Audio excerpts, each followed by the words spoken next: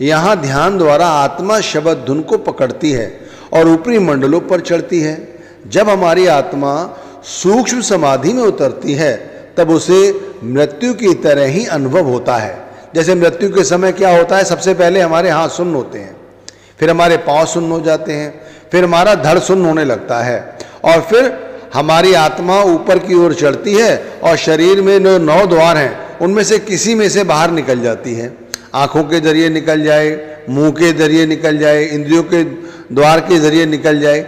जिस रास्ते से मृत्यु ये होती है, हमारी आत्मा निकलती है, वो मुंह खुला का खुला रह जाता है। अब जहाँ पर जो लोग गुरुमुख हैं, जो गुरु की भक्ति करते हैं, रोज रोज मरने का अभ्यास करते हैं, उन्हें ऐसी मृत्यु नहीं होती। उनकी चेतना सिमटकर आंखों के केंद्र पर आ जाती है और इसी केंद्र से बाहर निकल जाती है। तो ये गुरु के भाणे में रहने पर, परमात्मा की हाजिर नाजिर रहने पर ऐसी मृत्यु प्राप्त होती है। और ये वो मृत्यु है, बार बार फिर 84 के योनि में हमें भटकना नहीं पड़ता। 5वीं पातशाही ने कहा भी है, लख 84 भ्रमत दुर्लभ जन्म पायो, नानक नाम संभाल तू 100 दिन नेड़ा आयो। 84 लाख योनियों में भटकने के बाद हमने ये दुर्लभ जन्म पाया है। अब नाम की संभाल करोगे तो भाई फिर हमें मुक्ति मिल जाएगी, वरना फिर इसी 84 में पड़े रहेंगे। अब मृत्यु के बाद हम कहाँ जाते हैं? आपने कभी विचार किया है कि मृत्यु के बाद हमारी क्या दशा होगी? इतना धन संपत्ति परिवार बढ़ाए चले जा रहे हो ना, इस शरीर को मल मल कर धो रहे हो ना, रोज चंदन लपेट रहे हो, बाल संवार रहे हो। इस शरीर का क्या होता है? इस आत्मा का क्या होता है? ये आत्मा कहाँ जाती है? कैसे मृत्यु होती है? और जिन लोगों ने नाम दान ले रखा है उनकी मृत्यु कैसे होती है? और जिन्होंने नाम दान नहीं लिया है उनकी मृत्यु कैसे होती है? और जो लोग दिन रात नाम जपते हैं उनकी मृत्यु कैसे होती है? और किन लोगों को मोक्ष प्राप्त हो जाता है, उनकी मृत्यु कैसे होती है? इन चारों तरह की मृत्यु के विषय में मैं आपको आज समझाने जा रहा हूं। आप लोग कृपया सत्संग के साथ बने रहें।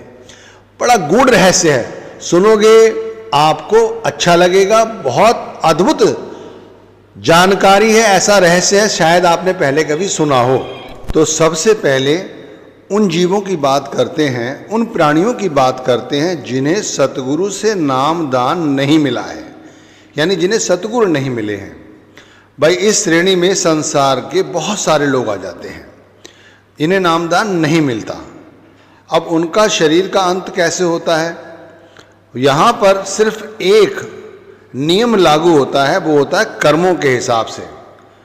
यहाँ पर अपने अपने कर्मों के हिसाब से फैसला होता है। वो ये नहीं देखा जाता कि आप किस जाति के हैं, किस देश के हैं, किस धर्म के हैं, क्या मजहब है, कुछ नहीं। सिर्फ आपके कर्म देखे जाते हैं और उन्हीं कर्मों के हिसाब से आपको फल मिलता है। इसी बात को तीसरी पातशाही गुरु अमरदास महाराज जी ने कहा भी है, आगे जात न रूप न जाई, तेहा होवे जे कर्म कमाई। ऐसी अवस्था में तो हर उस इंसान को जाना ही पड़ता है जिन्हें यम लेने आते हैं। फिर वहाँ कोई अमीर हो, गरीब हो, अच्छा हो, बुरा हो, सभी को जाना पड़ता है। मौत का समय जब आता है, जब चाहे कोई तैयार हो चाहे ना हो, भाई उसे तो घसीट कर, कान पकड़कर यम के दूत ले ही जाते हैं। तो ये पहली मृत्यु हुई जब हमें नामदान नहीं मिला है, हमें किसी गुरु ने नहीं अपनाया है।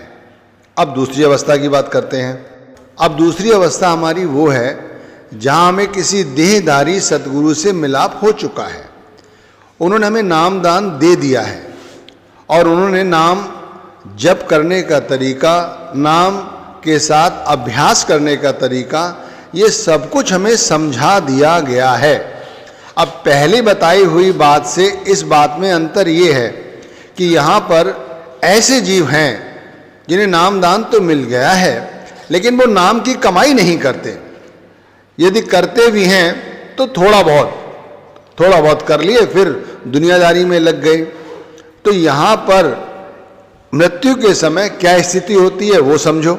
ऐसी अवस्था में जब हमारी मृत्यु होती है तो शास्त्रों के अनुसार सतगुरु मृत्यु से पहले ही हमें दर्शन देते हैं और उन दर्शनों से हमारी आत्मा का सिमटाव ऊपर की तरफ होता है, जिससे हमारे अंदर मृत्यु का भय निकल जाता है और हमारी वो दुर्दशा नहीं होती जो पहली दुर्दशा जैसे बताई गई है उस स्थिति में होती है।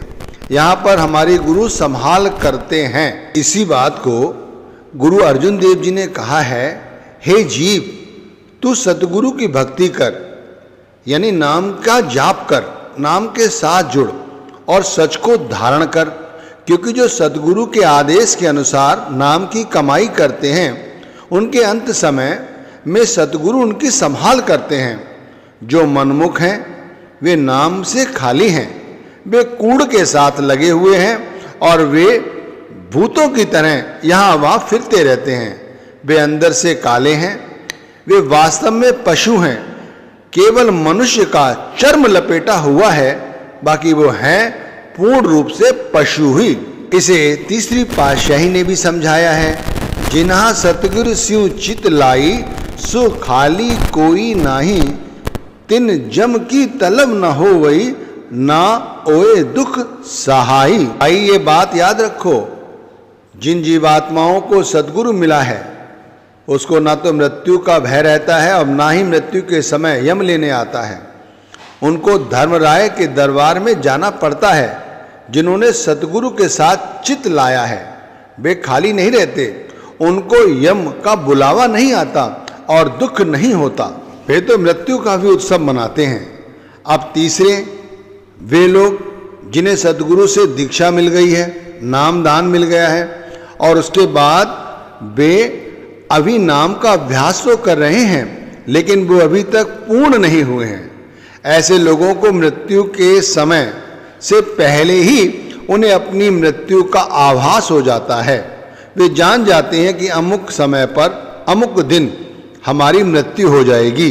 वो मृत्यु की अवस्था में आने से पहले ही जीते जी रोज मरने का अभ्यास करते हैं।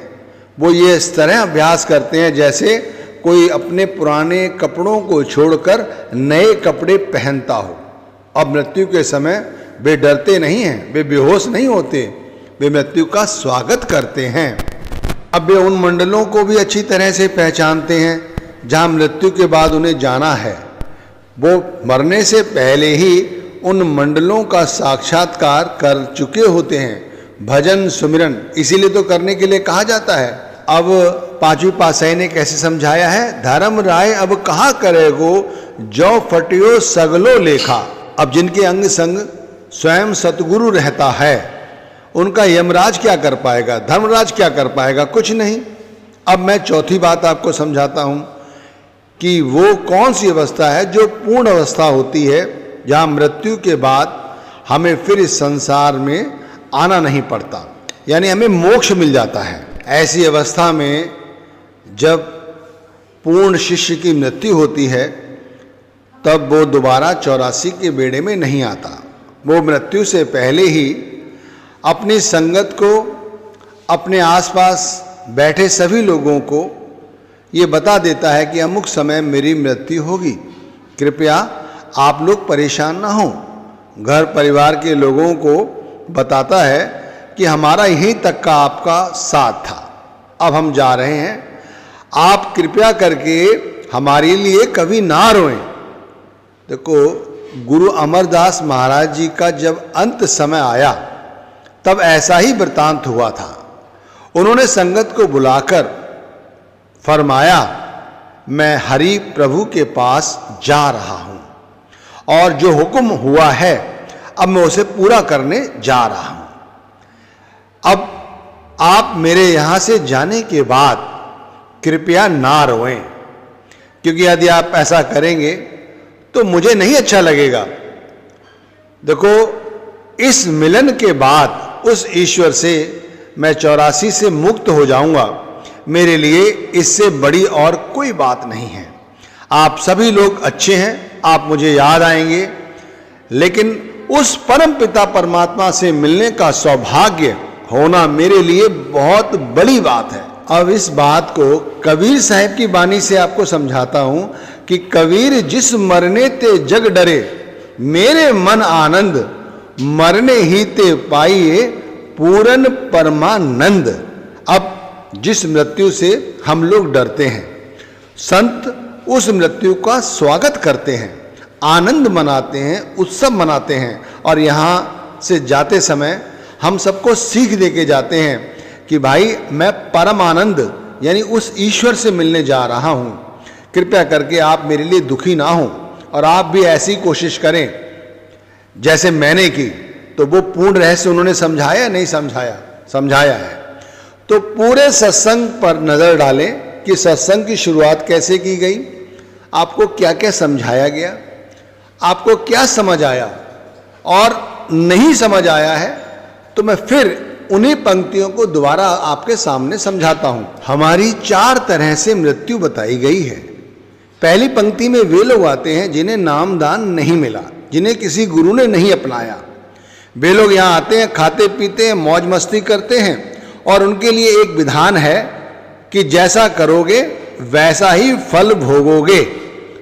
वहां पर यह नहीं देखा जाता कि तुम किस जाति के हो, किस धर्म के हो, आप किस देश के हो, आपने जैसा कर्म किया उसी हिसाब से आपकी मृत्यु होगी। पहली बात। दूसरी अवस्था वो है जहां पे नामदान मिला लेकिन नाम की कमाई नहीं की तो कभी कभी की।